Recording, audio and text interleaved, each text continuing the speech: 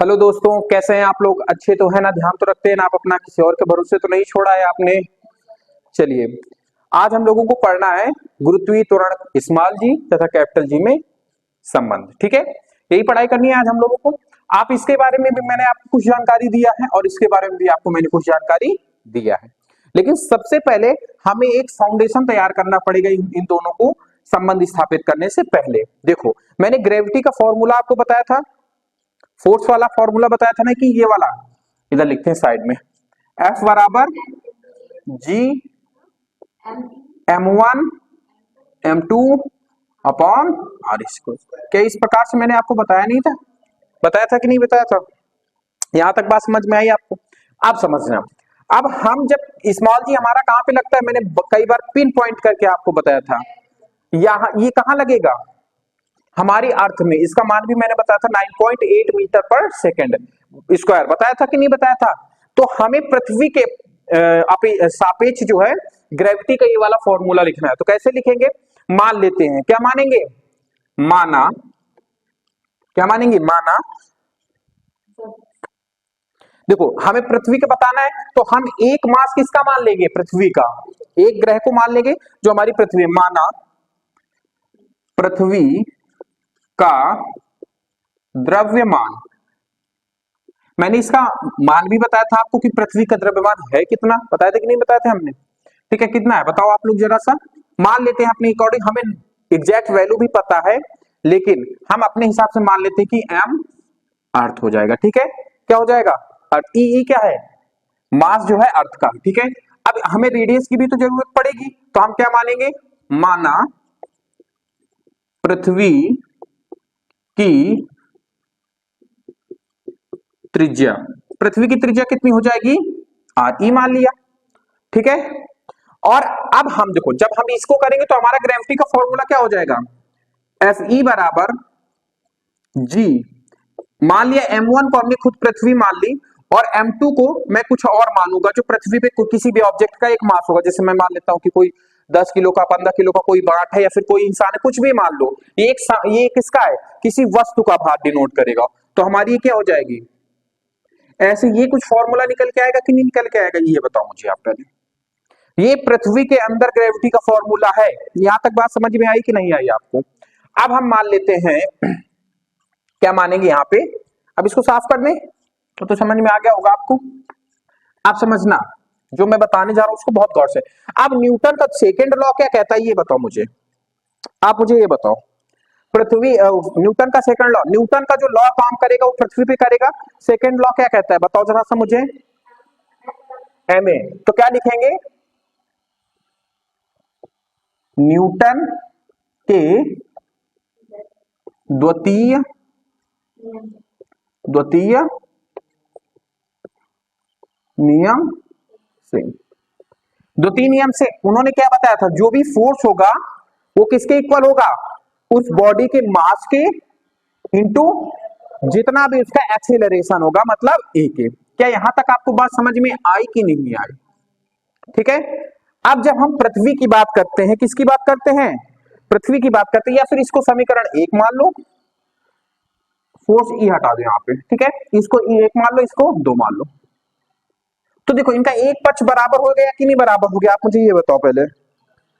बराबर हो गया, तो अब इनकी तुलना करा दो। कैसे? समीकरण एक व दो की क्या करने पर? तुलना करने पर। जब मैं तुलना करूंगा तो इनका एक पक्ष बराबर है, तो दूसरा पक्ष अपने आप बराबर हो जाएगा कि नहीं हो जाएगा? तो F की जगह क्या मैं यहाँ पे एम ए लिख सकता हूं? M इंटू ए। इधर क्या है हमारा? Capital G. M ये अर्थ का है, into mass upon R E square. अब देखो, ये मास और ये मास कट गया कि नहीं, क्योंकि ये दोनों पृथ्वी के ही मास है, तो इक्वल हो जाएंगे। तो हमारा, अब सुनो सुनो, सॉरी यहाँ पे एक गड़बड़ी हो गई है। यहाँ पर एम ए बताया था उन्होंने, किसने? न्यूटन ने। लेकिन जब हम पृथ्वी का ग्रेविटेशनल फोर्स मान लेते हैं, गुरुत्वीय त्वरण मान लेते हैं, तो एक ही जगह हम लोग क्या लिख देते हैं? यहाँ पे जी लिख देते हैं। ये मैंने कई बार बताया आपको। तो यहाँ पे हमारा क्या आ जाएगा? जी। तो यही हमारा फाइनली क्या हो जाएगा? संबंध। स्मॉल जी बराबर capital G M E upon R E square. देखो ये फॉर्मूला बहुत जगह लगेगा, ये बात आप याद रखना। कैसे लगेगा समझ, ये तो मैंने पृथ्वी के सापेक्ष सॉल्व कर दिया है। अब आपसे कहेगा कि किसी ग्रह का गुरुत्वीय त्वरण फलाना, जैसे मैंने कहा कि किसी ग्रह का गुरुत्वीय त्वरण 12 मीटर पर सेकेंड स्क्वायर है, ठीक है, और उसका मास 2 × 10⁻12 किलोग्राम का है। रेडियस मैंने कुछ बता दिया, तो आपसे एक कोई वैल्यू निकलवा देगा, चाहे आपसे कुछ भी निकलवा सकता है। मैं मान लो कि यही निकलवा देगा, ये दोनों दे देगा तो ये निकाल लोगे कि नहीं निकालोगे, ये दोनों दे देगा, रेडियस निकाल लोगे कि नहीं निकालोगे। तो ये फॉर्मूला आपका बहुत जगह काम आने वाला है, ठीक है। समझ में आई बात की नहीं? मैंने तीनों चीज आपको बता दिया, ये भी दे दिया, ये भी दे दिया। जैसे मैंने कहा कि 12 किलोमीटर प्रति जी का मान कितना हो जाएगा, 12 मीटर पर सेकेंड स्क्वायर। जी का मान मैंने मान लिया, दिया है किसी ग्रह का, मास उसका मान लिया 2 × 10⁻11। तो कह रहा है कि उस ग्रह की रेडियस निकालो। तो आपको इसका मान तो पता है, क्योंकि इसका मान तो चेंज होने से नहीं रहा। भाई कैपिटल जी का मान क्या होता है, कैपिटल जी का पूछ रहा हूं, स्मॉल का नहीं पूछ रहा हूं। कैपिटल का पृथ्वी के लिए होता है 9.8 मीटर पर सेकेंड स्क्वायर। 6.67 × 10⁻11 यही होता है। बाकी आप newton metre square upon kg square, यही होता है। इसका मात्रक लिख लेना, बड़ा होता है। अब आपसे क्या कहा कि ये मान आपको पता होता है, ये देगा नहीं, वो ये नहीं देगा, इसको आपको याद करना पड़ेगा। ये दे दिया, मास दे दिया, रेडियस दे दिया, कह दिया कि उसका गुरुत्वीय त्वरण निकालो, तो निकाल लोगे कि नहीं? सारा मान होगा, सॉल्व करके निकाल लेना, ठीक है। तो ये समझ में आया ना कि इसको हम लोगों ने कैसे सॉल्व किया। पृथ्वी के सापेक्ष मानोगे द्रव्यमान और रेडियस इसकी, फिर इससे ग्रेविटी फोर्स निकालो, ग्रेविटी का फॉर्मूला निकालोगे, F = G m1 m2 upon r square बताए थे। m1 की जगह हमने क्या मान लिया, पृथ्वी का मास me, और ये नॉर्मल मास रखा हमने जो हमारी वस्तु का माप होगा, और रेडियस भी किसकी ले ली हम लोगों ने, पृथ्वी की।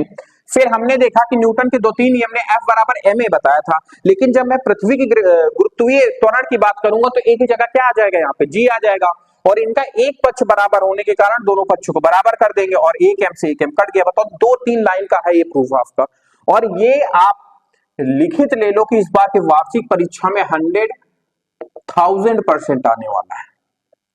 इतना है, बहुत इंपॉर्टेंट है ये, आपको ये ये करना। और इसमें ज्यादा आपका इंपॉर्टेंट ये नहीं है, इनके ये इंपॉर्टेंट है जो मैंने थ्योरी यहाँ पे लिखी गई है, तो थ्योरी का आप विश्वास ध्यान रखिएगा, ठीक है। नोट कर लो। फिर नेक्स्ट कॉन्सेप्ट आपका क्या है, नेक्स्ट है इनका स्मॉल जी और कैपिटल जी में अंतर, वो डिफरेंस बताते हैं आपको, नोट कर लो। चलिए दोस्तों, अब बात करते हैं गुरुत्वीय त्वरण जी, स्मॉल जी तथा कैपिटल जी में अंतर। देखो अंतर क्या होता है समझिएगा, इधर मैं लिखता हूं स्मॉल जी, इधर कैपिटल जी, ठीक है। 3 अंतर मेजर बताऊंगा, बाकी और अगर मेरे दिमाग में आएंगे तो बता दूंगा, ठीक है।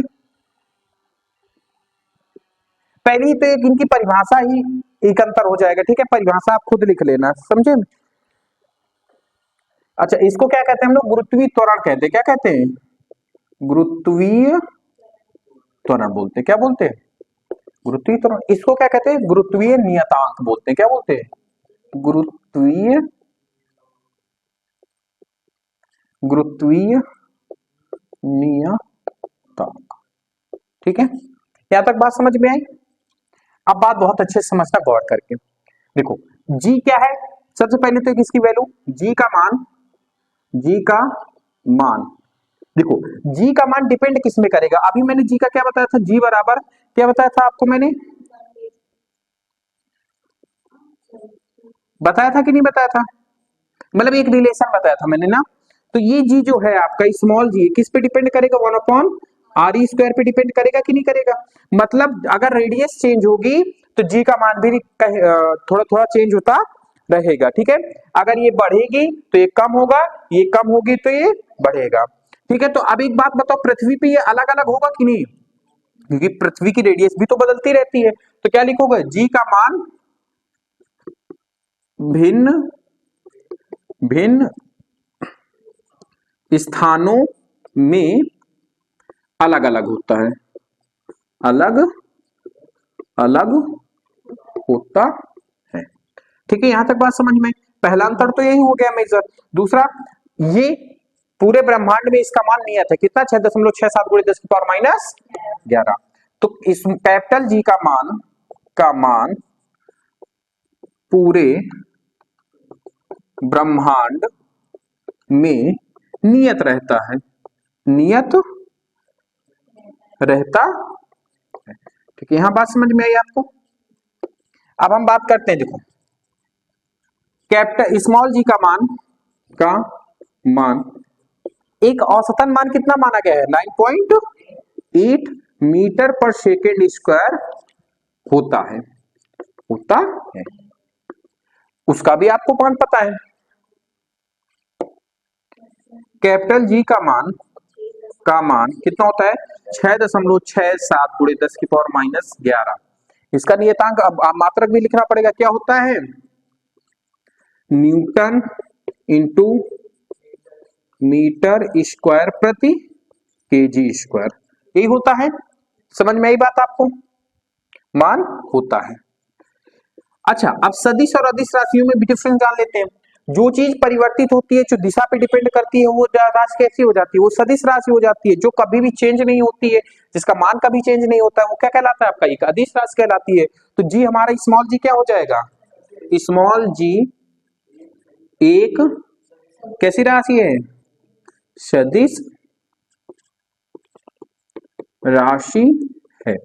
ठीक है, और वो कभी नहीं, वो चेंज नहीं होगा। ठीक है, सदिश राशि ये कभी चेंज नहीं होगा, तो ये कैसी राशि है, एक आपकी अदिश राशि है। तो इस कैपिटल जी एक कैसी राशि है, अदिश। इसको ना तो डायरेक्शन का होना पड़ता है, ना इसमें डायरेक्शन होती है, इसका मापांक एक समान रहता है, इसका वैल्यू एक फिक्स होती है। तो जी का मान, जी एक अदिश राशि। ठीक है, तो यही तीन मेजर अंतर है, और आप इसमें अंतर बहुत सारे बना सकते हो, लेकिन ये इंपॉर्टेंट है, मैंने इसलिए तीन आपको दिखा दिए। ठीक है, एक अगर आप लिखना और चाहते हो तो इनकी परिभाषाएं लिख लेना। ठीक है, मैंने दोनों की परिभाषाएं लिखा दी है, नोट कर लो। फिर अगला कॉन्सेप्ट आपका है द्रव्यमान और भार में अंतर बता के आज की क्लास को एंड करते हैं, नोट कर लो जल्दी से। चलिए, अब आइए दोस्तों, अब हम बात करते हैं मास और वेट की, द्रव्यमान और भार की। द्रव्यमान क्या है हमारा और भार क्या है हमारा। इससे पहले मैंने आपको जड़त्व बताया था कि नहीं बताया था आपको। तो जो हमारा द्रव्यमान होता है वो किसकी माप होता है, जड़त्व की माप होता है। तो इसकी परिभाषा क्या लिखोगे, द्रव्यमान जड़त्व की माप होता है, माप होता, मतलब जितना उसका जड़त्व होगा वही एक हिसाब से उसका क्या होगा, द्रव्यमान होगा। ठीक है, द्रव्यमान का मात्रक क्या हो जाएगा, द्रव्यमान का मात्रक क्या होगा, केजी होगा, किलोग्राम होगा। ठीक है, बात समझ में ही आपको। अब एक चीज और समझना, द्रव्यमान जनरल भाषा में आपसे बताएं कि आपके बॉडी में जितना खून, मांस और हड्डियां जो कुछ भी है, वो सारा क्या है आपका, द्रव्यमान है। ठीक है, क्या है आपका, द्रव्यमान। जितना भी आपने उसमें मटेरियल डाला है, उस मटेरियल की वैल्यू ही क्या कहलाती है आपकी, द्रव्यमान कहलाती है। अब आइए वेट के बारे में समझते हैं कि वेट क्या होता है। किसी वस्तु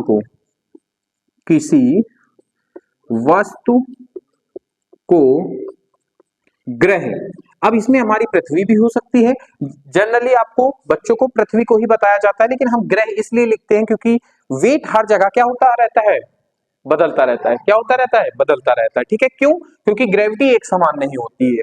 तो ठीक है, तो किसी वस्तु को ग्रह जिस बल से अपने केंद्र की ओर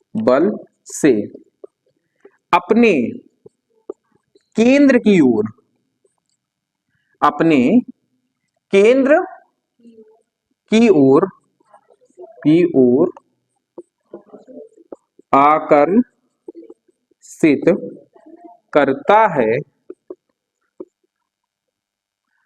है, किसी वस्तु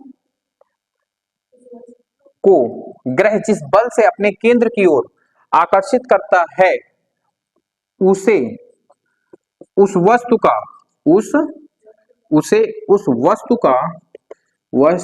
का भार कहते हैं। ठीक है, अच्छा, मतलब इनडायरेक्टली कहने का मतलब क्या है कि ये जो भार है वो एक तरीके से फोर्स है, और बल का मात्रक क्या होता है, न्यूटन। तो भार का मात्रक क्या हो जाएगा, न्यूटन।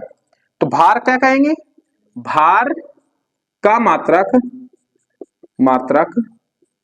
भार का मात्रक क्या हो जाएगा आपका,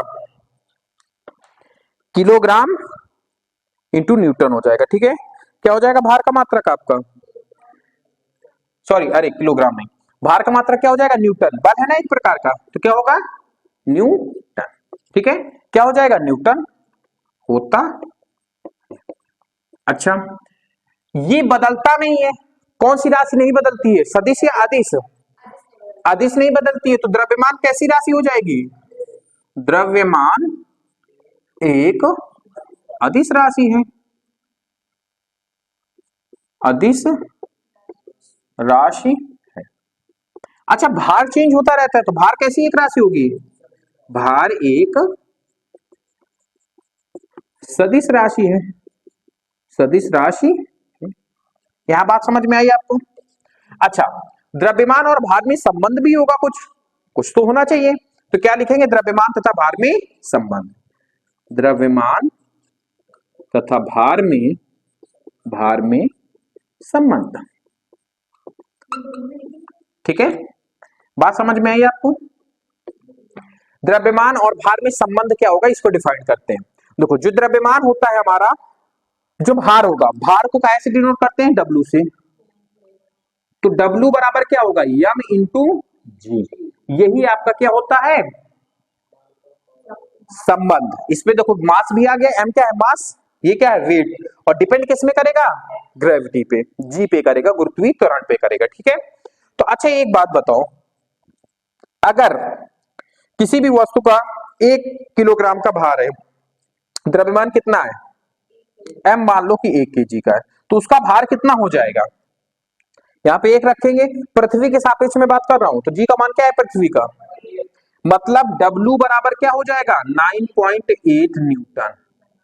ठीक है, या फिर इनडायरेक्टली आप ऐसा कहना चाहें, इसका भार, इसका मात्रक क्या होता है, इसका मात्रक W का मात्रक क्या होता है,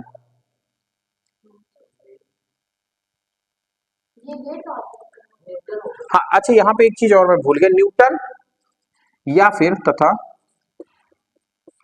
न्यूटन तथा एक मात्रक इसका होता है किलोग्राम इंटू भार, किलोग्राम इंटू भार, ये भार का मात्रक होता है। ठीक है, होता है।